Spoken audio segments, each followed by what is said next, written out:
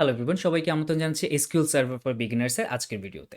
So আজকে আমাদের aggregate ফাংশনের দ্বিতীয় পর্ব। সো আগের ভিডিওতে আমরা দেখেছিলাম যে ৫টা পপুলার এগ্রিগেট ফাংশনের মধ্যে প্রথম ৩টা অর্থাৎ কাউন্ট, সাম এবং এভারেজ।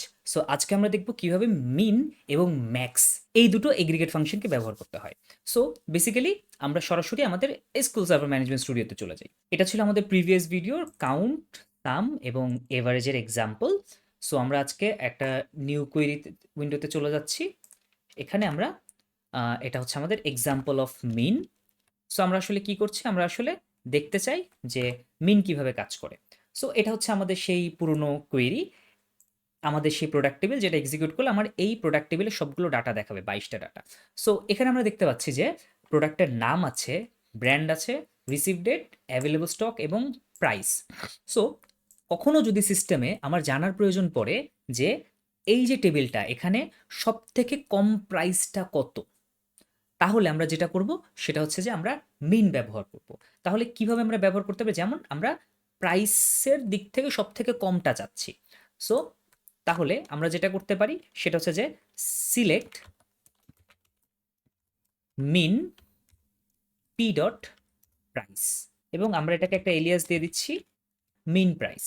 সো আমরা যদি এটাকে এখন এক্সিকিউট করি, আমরা দেখব পুরো টেবিলের সব থেকে কম দামি যে প্রোডাক্টটা ছিল সেটা হচ্ছে 69.99, অর্থাৎ মিন আমাকে যেটা করে সেটা হচ্ছে যে সব থেকে কম প্রাইসটা দিচ্ছে।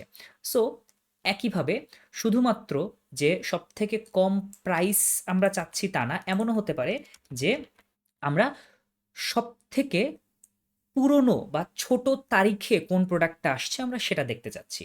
সো তখন আমরা কি করব, তখন আমরা যেটা করব সেটা হচ্ছে যে পি ডট রিসিভ ডেট, অর্থাৎ এই যে মিন, এটা শুধুমাত্র যে সংখ্যার উপর কাজ করে তা না, এটা আসলে সংখ্যা, তারিখ প্রত্যেকের উপরে কাজ করতে পারি। সো আমি যদি এখন সিলেক্ট মিন পি ডট রিসিভ ডেট দিই এবং আমি এখানে এটাকে যদি আমি এখানে মিন ডেট বলে দেই, ঠিক আছে, আমি যদি এটাকে এখন চালাই, ও আমাকে সব থেকে ছোট তারিখটা কত সেটা দেখাচ্ছে। অর্থাৎ আমাদের ওখানে যে তারিখগুলো ছিল তার মধ্যে সব থেকে আগের তারিখটা হচ্ছে ২৮ মার্চ ২০২২। সো এই হচ্ছে মিন। এই সেম এক্সাম্পলগুলোকে আমরা ম্যাক্সের জন্য ব্যবহার করতে পারবো। আমরা ডিরেক্টলি এখানে কপি করছি, আমরা সিম্পলি এটাকে ম্যাক্স করে দিচ্ছি। এই যে যেখানে আমরা মিন লিখেছি সেই জায়গাগুলোতে আমরা সিম্পলি ম্যাক্স লিখে দিব। অর্থাৎ একটু আগে আমরা দেখেছিলাম যে ওই টেবিলের সব থেকে কম দামি প্রোডাক্টটা কত, এখন আমি যখন ম্যাক্স দিচ্ছি ও আমাকে দেখাবে ওই টেবিলের সব থেকে বেশি দামি প্রোডাক্টটা কত। আবার একইভাবে সব থেকে নতুন প্রোডাক্টটা, নতুন ডেটটা কত, মানে সব থেকে রিসেন্টলি কত তারিখে প্রোডাক্টটা এসেছে সেটা জানার জন্য আমরা ম্যাক্স রিসিভ ডেট দিচ্ছি। সো আমরা দুটো কুইরিকে একসাথে যদি চালাই তাহলে আমরা এখানে দুটো রেজাল্ট দেখতে পাচ্ছি। প্রথম কুইরিটার রেজাল্ট হচ্ছে ৫৫৫, এবং দ্বিতীয় কোয়েরিটার রেজাল্ট হচ্ছে ৫/১, অর্থাৎ মে মাসের ১ তারিখ ২০২৩। সো এই হচ্ছে আমাদের মিন এবং ম্যাক্সের কাজ।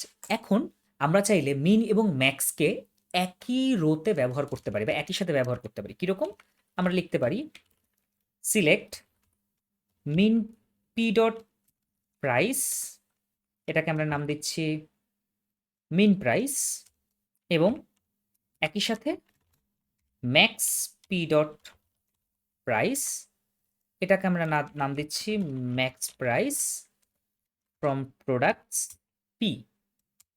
সো এই কোয়েরিটাকে আমরা যদি চালাই, আমরা দেখতে পাবো আমরা একই সাথে কোনো একটা কলাম, কোনো একটা টেবিলের কোনো কলামের মিনিমাম এবং ম্যাক্সিমাম ভ্যালুটা পাচ্ছি। সুতরাং এগ্রিগেট ফাংশনদেরকে একই সিলেক্ট কোয়েরিতে মাল্টিপল টাইমস ব্যবহার করা সম্ভব। সো এই ছিল আমাদের মিন এবং ম্যাক্স, খুব ইজি জিনিস। সো যখন আমরা এগ্রিগেট ফাংশন নিয়ে কাজ করি, এগ্রিগেট ফাংশনের সাথে একটা জিনিস চলে আসে, সেটা হচ্ছে group by. So group by নিয়ে আমরা কিভাবে কাজ করতে পারি সেটা আমরা ঠিক পরের ভিডিওতে দেখব, এবং একই সাথে পরের ভিডিওগুলোতে আমরা গ্রুপ বাই এবং এগ্রিগেট ফাংশন দিয়ে বেশ মজার কিছু প্রবলেম সলভ করা যায় এবং ইন্টারভিউতে কী ধরনের প্রবলেম আসে সেই প্রবলেমগুলো দেখব। সেই পর্যন্ত ভালো থাকবেন।